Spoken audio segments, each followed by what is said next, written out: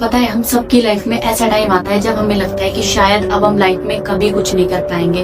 हम लाइफ में इतनी बार फेल हो चुके होते हैं कि हमारे जो अंदर की मोटिवेशन होती है वो बिल्कुल ही खत्म हो जाती है। जो रियलाइजेशन मुझे अब हो रही है, इसके बारे में अगर मुझे कोई पहले बता देता या मुझे खुद ही रियलाइज हो जाती तो शायद मैं अपनी लाइफ में इतना स्ट्रगल ना करती। आज से 2-3 साल पहले मैंने मल्टीपल चीजें ट्राई की, ये सोच के कि किसी ना किसी में तो मैं सक्सेसफुल हो जाऊंगी, लेकिन मैं उन सारी चीजों में फेल हो गई। एंड वहां से मेरी जो मोटिवेशन थी वो बिल्कुल जीरो हो गई।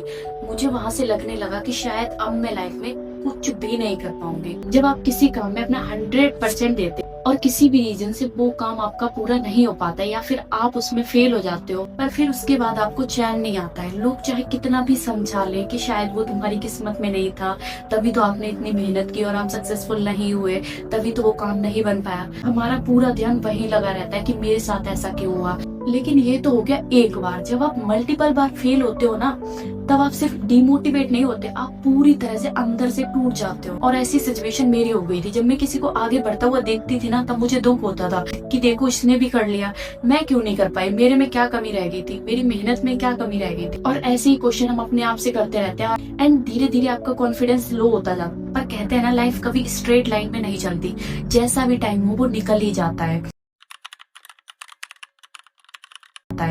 और जब मैं उस पेन से बाहर निकली ना, ऑलमोस्ट 1 साल बाद, तब मुझे रियलाइज हुआ कि इतनी छोटी सी चीज के लिए मैं इतना ज्यादा ड्रामा कर रही थी। एंड उस टाइम मैंने अपने आप को समझाया कि ये सिर्फ एक प्रोसेस था जिसमें मैं फेल हो गई। लोग तो देखो कितनी बार फेल होते हैं, तब जाकर कोई चीज में सक्सेसफुल होते हैं। लोग कितने अपने साल दे देते हैं और उसमें फेल हो जाते हैं, क्योंकि फेलियर्स आते ही है और अनलिमिटेड आते हैं। देखो, जब आप फर्स्ट टाइम रोटी भी बनाते हो ना, तब वो कितनी बार आपसे सही नहीं बनती है। कितनी बार जब आप बनाते हो, सीखते हो, तब वो सही बनती है। पर अगर वही रोटी हम 1-2 बार ट्राई करें और कह दें कि ये हमसे नहीं बन रही है, हम इसमें फेल हो गए, तो क्या हम कभी लाइफ में रोटी बनाना सीख पाएंगे? सोचो, एक छोटी सी रोटी बनाने में हमें इतना टाइम लगता है सीखने में, एंड बाकी फील्ड में जो चीजें होती है वो तो इतनी बड़ी होती है, फिर वो 1 बार में 2 बार में कैसे हो पाएंगी? जब हम किसी चीज को गलत बनाते हैं तभी तो हम उस चीज को सीख पाते हैं। पर इतना ही नहीं, एक और सेकंड चीज जो मैंने अपनी जर्नी में सीखी, जो मेरी लाइफ की सबसे बड़ी मिस्टेक और सबसे बड़ी वही लर्निंग थी, और शायद मैं इसी चीज की वजह से लगातार फेल हो रही थी। देखो, कभी कभी क्या होता है, हम किसी गोल के साथ बहुत अटैच्ड हो जाते हैं।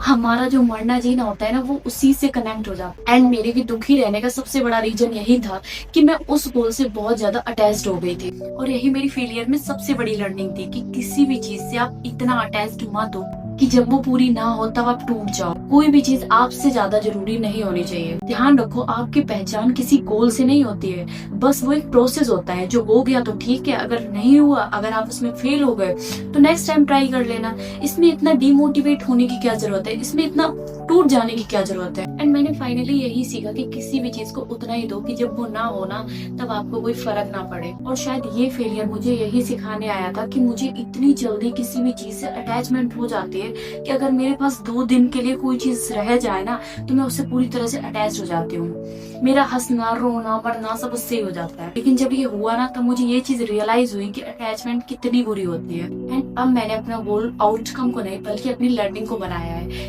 क्योंकि ये फुल मेरे हाथ में है, फुल मेरे कंट्रोल में। एंड जब से मैंने इस चीज को रियलाइज किया और अपनी लाइफ में अप्लाई किया, तभी से मेरी लाइफ ट्रांसफॉर्म हो गई।